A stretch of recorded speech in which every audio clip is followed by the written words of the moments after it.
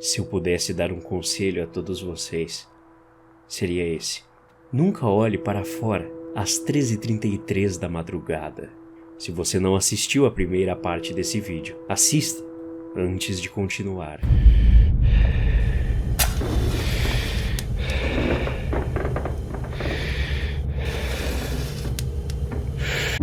Acho que foi o barulho que me acordou, mais do que o gemido. Mas o choramingo foi o que me fez sentar na cama. Que merda, que merda, que merda. A voz de Lion pairava sobre o pé da cama, e eu mal podia ver a forma dele lutando no chão. As cortinas se abriram, a luz da lua brilhando.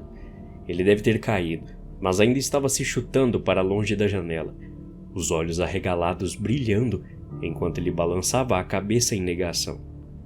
Quando saí da cama e caminhei em sua direção, ele se encolheu e olhou para mim. Mesmo na penumbra, pude ver o terror gravado em seu rosto. Nunca tinha visto meu marido tão assustado assim. Tem alguém lá fora. Ele balbuciou em um sussurro frenético. Alguém com uma máscara. Eles me viram, olharam diretamente para mim. Levantei-me e espiei eu mesma pelas cortinas. Nossa rua tranquila parecia normal para mim. Carros estacionados, postes de luz e as casas em frente. Olhei ao redor, procurando por pessoas, mas não consegui achar. Não tem ninguém lá fora, eu disse. Lion ficou em pé e empurrou a cortina de lado, colocando todo o seu corpo na frente da janela.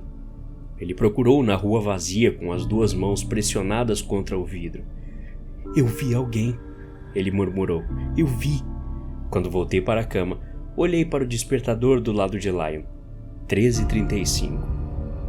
No dia seguinte, foi a minha vez de levar Lucy para a escola, e não vi muito Lion o dia todo, apesar de não me esforçar para evitá-lo. À noite, o peguei colocando fechaduras extras nas portas com uma trava na frente e atrás. Tive que morder a língua para não dizer nada. Sabia que só iria causar uma briga.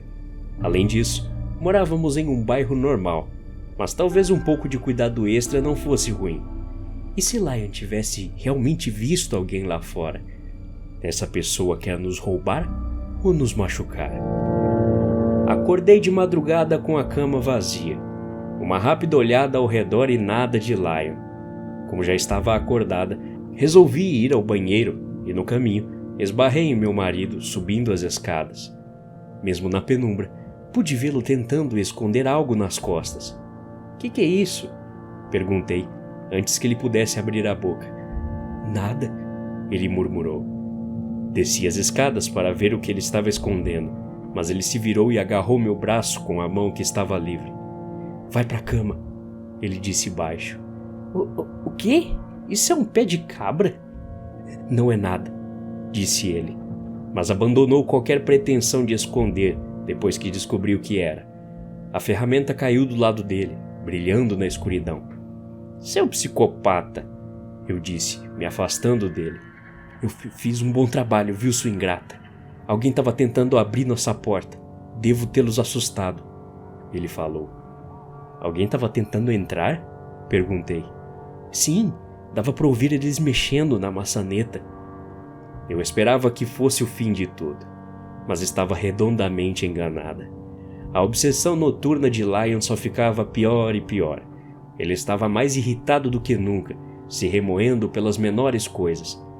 Ficou claro que ele não estava dormindo o suficiente, e se não fosse por eu insistir, ele teria chegado muito mais tarde no trabalho, se é que entrou. Não que eu tenha algum agradecimento por isso. Eu me tornei o objeto da raiva dele. Eu estava ciente que, de alguma forma, o que estava acontecendo era minha culpa, mas não acreditei nele. Isso não iria ajudá-lo. Por que você nunca me acorda para ouvir essas coisas também? Eu disse um dia. Você não acha que eu tentei isso? Eu sacudi você, te dei um tapa, mas você não acordou até acabar, até ele ir embora. Até quem ir embora? Perguntei, processando cautelosamente o que ele estava tentando me dizer. Ele me deu um tapa. Inconscientemente, esfreguei minha bochecha. Certamente, eu teria sentido se meu marido tivesse me batido durante o sono. Eu teria uma marca ou mesmo um hematoma. Lion não era um cara fraco, mas também não era típico dele me machucar. Ele poderia ser um idiota, com certeza, mas nunca me machucou de propósito antes. Ah, esquece, ele murmurou. O alarme me acordou, zunindo na escuridão. Assim que me levantei para desligá-lo, a mão de Lion foi antes. Ele estava completamente vestido e de pé ao lado da cama, e segurava o pé de cabra em uma de suas mãos. O que você está fazendo, Lion? Que horas são? Eu perguntei, ainda meio adormecida. Você disse para eu te acordar. Eu não consigo te acordar depois que começa, mas talvez funcione se você tiver acordada antes. Ele disse, caminhando em direção à janela e abrindo uma fresta da cortina com seu pé de cabra, espiando. Pelo amor de Deus, Lion, eu disse levantando. Era difícil acreditar que desejava o velho Lion de volta.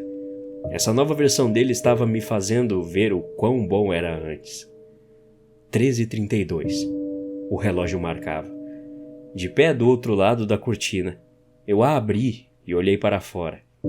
Nada, exceto a rua tranquila e o barulho distante de um carro. Então, o que você está vendo de estranho? Perguntei. Lion não respondeu. Então continuei observando. Balançando a cabeça, finalmente parei de olhar.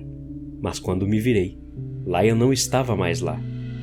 Olhei ao redor do quarto, vazio. Numa rápida vista no relógio, vi que eram 13h38.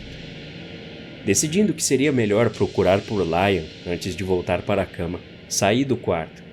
Acabei encontrando ele lá embaixo, no chão da cozinha, abraçando os joelhos e chorando. Mesmo apesar do meu humor atual por meu marido, ele parecia tão frágil e fraco que não pude deixar de abraçá-lo. O pé de cabra estava no chão ao lado dele. Eu deixei tudo muito pior, ele resmungou. Ele nunca chegou tão perto antes. O que você quer dizer, Lion? Perguntei baixinho, enxugando as lágrimas de sua bochecha. Por que você saiu do quarto? Você parou de se mexer, de me responder. Achei que pudesse ver também, mas era como se você dormisse de olhos abertos em pé. Eu vim aqui e o vi bem ali. Ele apontou para a janela da cozinha. Olhei por cima, mas não consegui ver nada na escuridão. Lion engoliu em seco e falou novamente, as mãos tremendo. Eu abri a janela para gritar com ele, para assustá-lo, mas era como se ele estivesse deslizando em minha direção. Rápido.